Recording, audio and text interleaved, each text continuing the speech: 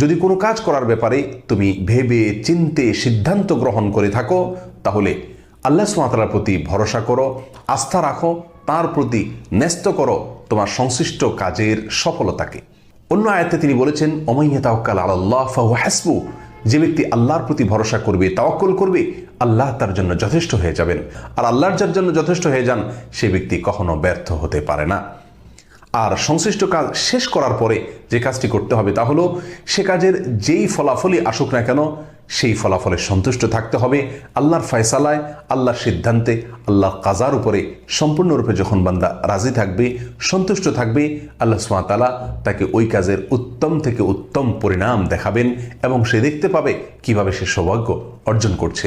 সুতরাং যে কোনো কাজ করার আগে এবং ভেবে চিন্তে পরামর্শ করে ইস্তেখারা করে সিদ্ধান্ত গ্রহণ করার পরে আল্লাহর প্রতি পরিপূর্ণ আস্থা রাখতে হবে, ভরসা রাখতে হবে, তাওয়াক্কুল করতে হবে।